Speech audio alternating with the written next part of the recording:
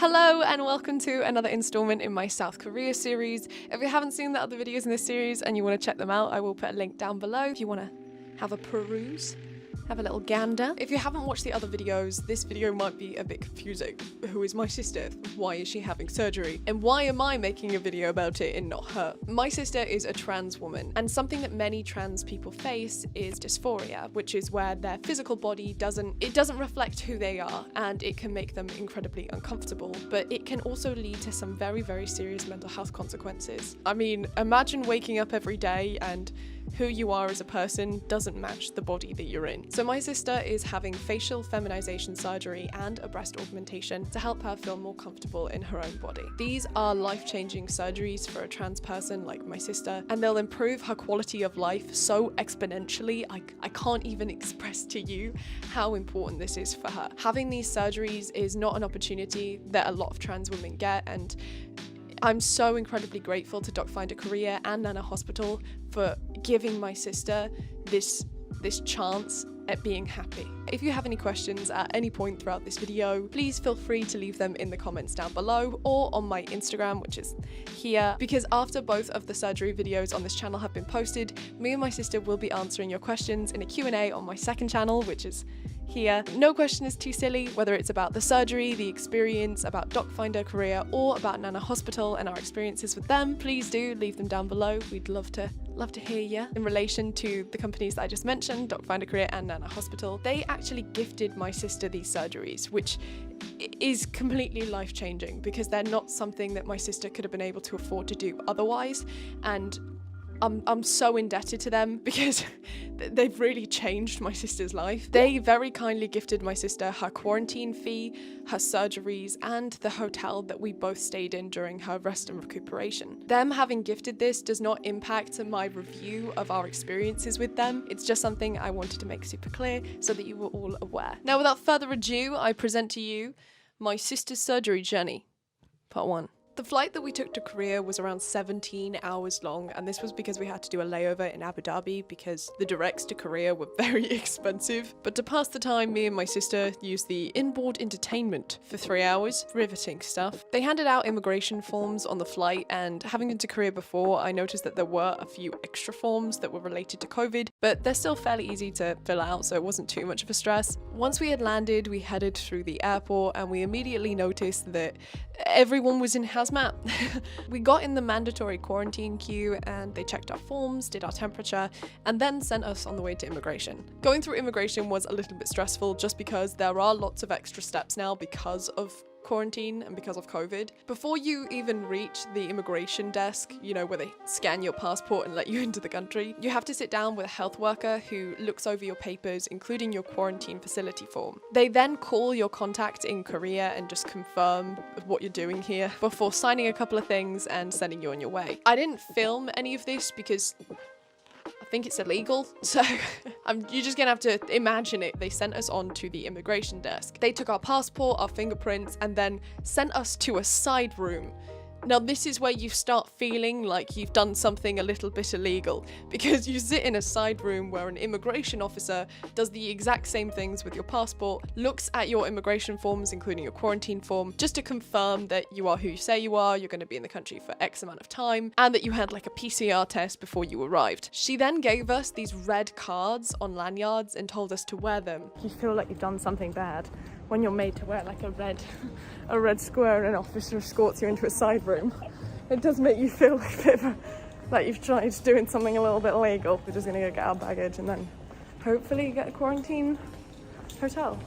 They put all of our baggage through a scanner again, just to double check all of our stuff, before they sent us out of the immigration hall and finally into the exit of the airport. But instead of us being allowed to leave, we were siphoned off with the other people that also had coloured cards on lanyards. The lanyards are what identify the people who have to quarantine at a government facility, and it's to help them siphon you off when you exit the immigration part of the airport. They make you sit in this little waiting area before taking you to another desk that then checks your documents and forms again. Once we got through all of that, they then finally sent us onto a coach. Now, this coach does not tell you where you are going before you get on it. Once the journey starts, they then tell you which quarantine hotel that you're going to, but you don't find out prior to that moment. We ended up staying in the Grand Hyatt Incheon, which is a really nice hotel regularly, but when you pull up and everyone's in full hazmat, it's certainly an unusual experience. Once we got inside the hotel, they completely stripped the lobby and replaced it with kind of like a training induction to the quarantine hotel. We had to take a PCR test, and this was by far the most painful PCR I've ever had. Once the tests were done, we'd had our induction and paid for our quarantine. We were directed up to our rooms, which is when it started to feel a bit dystopian. All of the elevators were blocked off. There were signs everywhere saying that you cannot leave your room, and me and my sister prepared to see each other for the last time for 14 days. Goodbye, I'll see you in 14 days. Bye!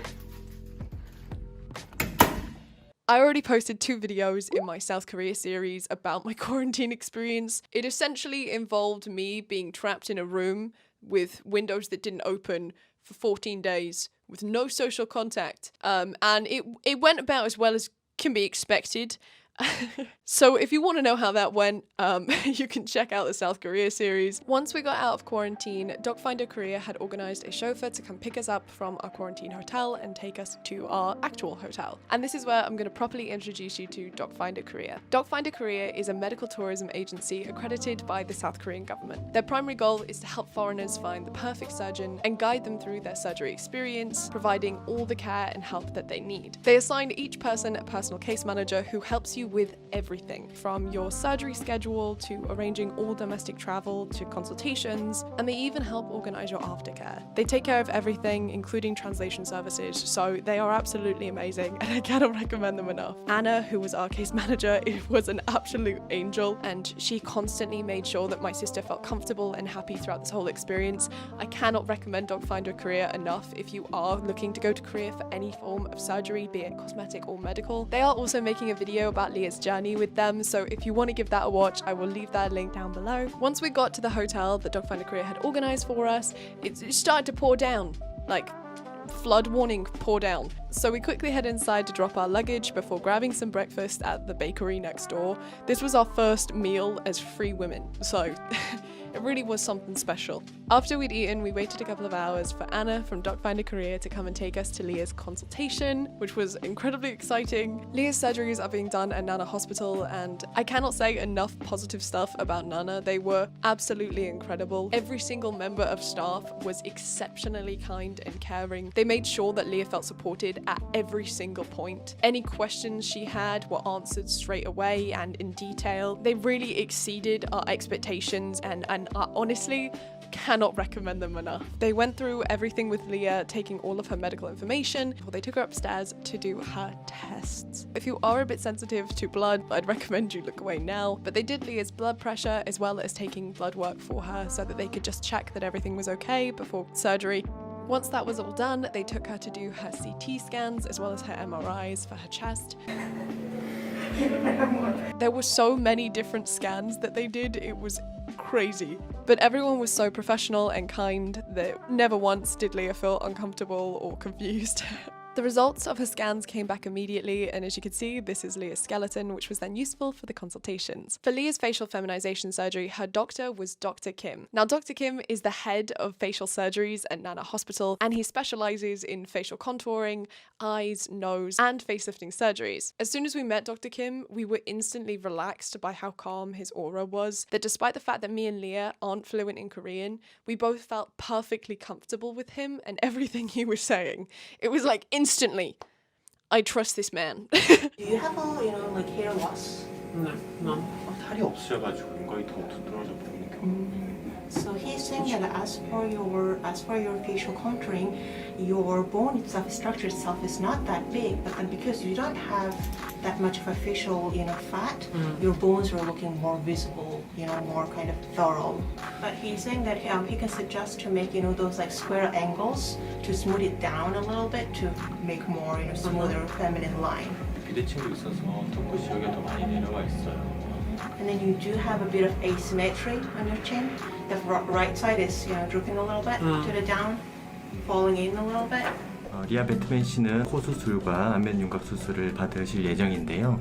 코는 이제 매부리가 조금 심하시고 뼈도 넓으시고 코끝은 좀 길고 좀 처져 있는 느낌이라 매부리를 제거를 하고 코끝을 살짝 올려주고 콧대 있는 부분을 울퉁불퉁 없이 매끈한 라인으로 바꿔줄 예정이고요. 안면 윤곽 같은 경우는 아래 사각턱 있는 부분과 턱끝이 비대칭도 있고 두드러지는 부분도 있어서 이 부분을 조금 더 여성스럽게 부드러운 라인으로 바꿔줄 예정입니다. After Leah's consultation, it was finally time for us to get back to the hotel and check in. Our room was really lovely and it was completely organised by Docfinder Career, so thank you again to them because our room was really nice. This is where we would be staying while Leah recuperates from her surgeries, and the first meal that we had was actually Domino's, which I'm quite ashamed of. The next day was Leah's surgery day. It's Leah's surgery day! How are you feeling?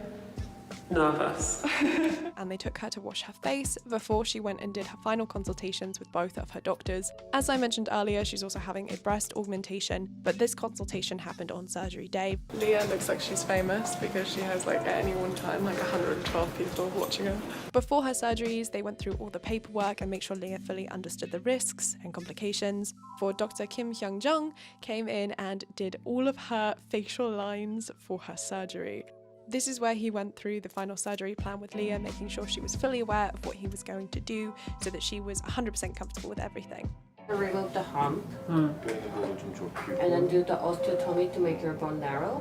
코끝은 살짝 이렇게 좀 올려서 Then he will lift up your tip a little bit so you can match the line. 그래서 일단 약간 울퉁불퉁 않고 이제 라인을 조금 매끈하고 이제 여성스럽게 이제 바꿀 거거든요. So by doing that, your oversized profile, the nose line will be much smoother than now. After her facial feminization surgery, we had her breast augmentation surgery, and we had way too much fun squidging breast implants. I'm not proud of it, but it was very fun. Leah's breast augmentation was being done by Dr. Huang. He is the head doctor for breast surgeries at Nana Hospital, and he specializes in breast augmentation, breast lifts, breast reduction, and also tummy tucks. He was incredibly professional and gave my sister every single opportunity to ask questions and made her feel exceptionally comfortable. And the main issue that they had was that Leah has quite broad shoulders, so they had to make sure they gave her a bust that matched and didn't look disproportionate, and that the end result was really natural. Honey, the translator, was amazing at making this super clear to Leah, and the consultation went super well. 감사합니다. 리아 씨는 가슴 확대 수술을 하게 될 건데요. 피부가 조금 얇은 편이시고 유선 조직이 거의 없으시기 때문에 자칫 잘못하다가는 좀 티가 많이 나고 부자연스러운 가슴이 될 수도 있습니다. 그래서 리아님이 갖고 있는 흉곽 크기 그리고 피부 두께에 맞춰서 C컵을 목표로 오늘 수술을 하기로 했습니다. 사이즈는 360cc 오티바보용을 기준으로 할 거고요. 잘 진행을 할 예정입니다. After all the consultations were done, there was just some final pieces of paperwork that Leah had to sign before she did a little bit of an interview for Nana's own YouTube channel. If you want to check that out, I'll leave a link down below. She was incredibly anxious at this point just to get the surgery done with. She just wanted to go to sleep and wake up with a banging pair of boobs. They took us downstairs to the operating theatres, gave Leah an excellent pair of slippers, and then took her for her life-changing surgery. And that is the end of part 1. The next episode comes out on October 24th and follows Leah through her recovery process, her post-op appointments, as well as her before and afters. So if you are interested in that, make sure you tap the little notification bell. It sends you a little message saying, hello, part 2's uploaded. Thank you so much for watching this video and for all of the support that you guys have given this series so far. The love that my sister has received in the comment section is incredible, and it is something that I'm exceptionally grateful for, because being so open on the internet as a trans woman, as she has been, makes her a target a lot of the time, and every single comment I've seen pretty much has been nothing but love. So thank you so much for being the supportive and wonderful community that you are. I'm incredibly blessed, and I know Leah's very grateful for every single comment. If you want to check out a sustainable and ethical clothing brand, my clothing brand YDYB, we do have some sizes left of our season 2 drop, and it actually has Hangul on it, which is very on brand.